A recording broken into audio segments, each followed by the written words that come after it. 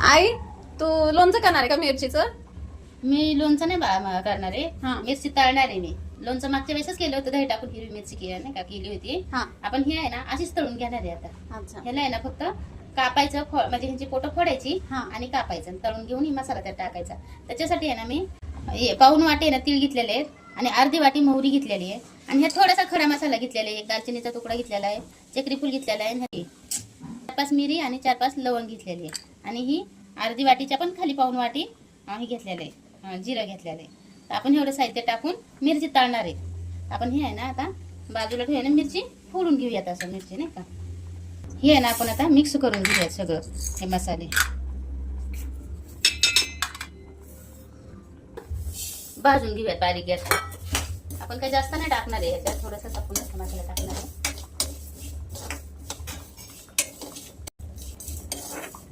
त्याने तुम्ही धने पण घ्या, कारण आता मी धने नाही टाकत आहे ह्याच्यात, मी धना पावडर टाकते. माझ्याकडे धने नाही येत ना आता सध्या घरात, तर मग मी धना पावडर टाकणार आहे ह्याच्यात. तुम्ही धने घ्या ह्याच्यात भाजायला, खूप छान होते धने टाकल्यावर.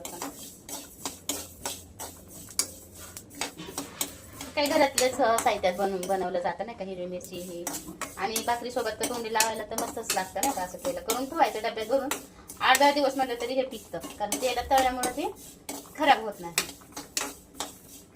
पुन्हा बंद करूया गॅस. आता वास तर करून घ्यायला लागलाय मस्त. आपण काढून घेऊया ह्याच्यात,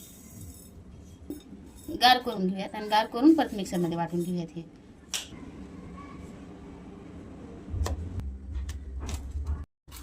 कापून घ्यायचे असे नाही का, 2-2 भाग झाले तरी काय हरकत नाही, असे नाही का.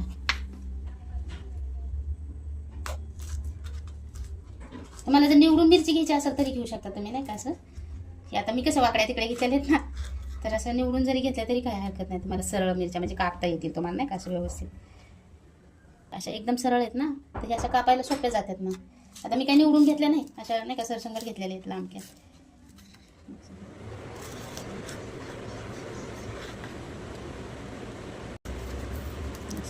बसतं म्हणजे मोठी असं ना तर 2 तुकडे करायचे, मग मोठी पण काय कामाचे ना. हे ना अशी कापून झाली माझी मिरची नाही का, अशी. आणि मिरची तिखट नाही बघ का जास्त. ही हिरवी मिरच्या असतात ना, हिरव्या कलरच्या जास्त तिखट असतात, ते नाही घेतलेले मी थोडीशी कमी तिखटवाली मिरची घेतलेली आहे. हे आहे ना आपण मसाला बारीक करून घेऊयात नाही का.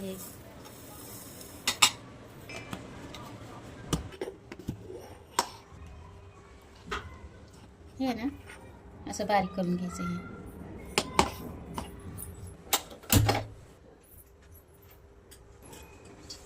हे तेल जरा जास्तच टाकायचं, म्हणजे मिरची परतती चांगली नाही का. एक 3-4 पळी तेल टाकलेलं आहे मी. मस्त कडकडीत गरम होऊन द्यायचं ते.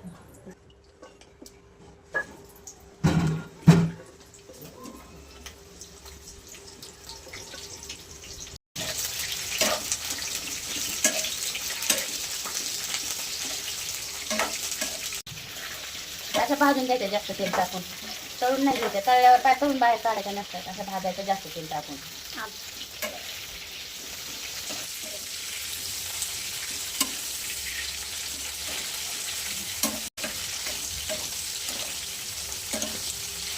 कधी भोयले करून घेऊया, म्हणजे तिखटपणा जास्त लागणार नाही.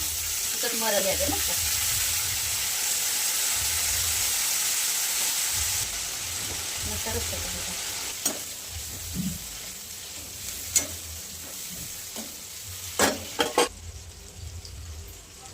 आपण ह्याला चवीपुरतं मीठ टाकणार आहे ह्याच्यात.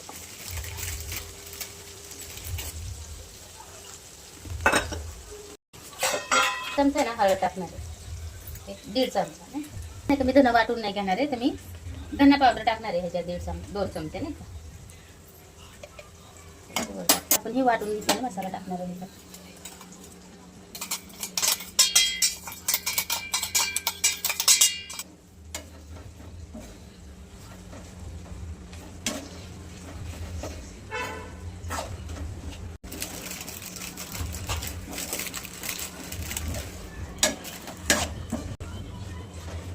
मला आहे ना ह्याच्यात जर लाल मिरची पावडर जर टाकायची असेल तर टाकू शकताय तुम्ही. मी नाही टाकत आहे, कारण आपण मिरी लवंग पण घेतलेलं आहे थोडीशी, आणि हिरवी मिरची पण आहे, त्याच्यामुळे मी लाल मिरची पावडर नाही घेणार. आणि नाही का तुम्हाला जर हवं असेल तर जे तिखट नसते ना लाल मिरची पावडर, तर मी ते टाका ह्याच्यात. आता ती नाही माझ्याकडं, म्हणजे ते फक्त कलर येण्यासाठी नाही का, तिखटपणासाठी नाही टाकायची ती. जर तुम्हाला हवा असेल ना ते नाही का मिरची पावडरचा कलर, तर मग कलर येण्यासाठी फक्त टाकायची ती मिरची पावडर. झाली आपली मिरची तळून. पण गॅस अशी करायची. खूप छान लागते बघा भाकरीसोबत ही मसाला, ही मिरची भाकरीसोबत तोंडी लावायची, मस्त लागते. आता ही डब्यात भरून तुम्ही किती दिवस ठेवू शकताय, खाऊ शकताय, कारण ही खराब होतच नाही जरा पण.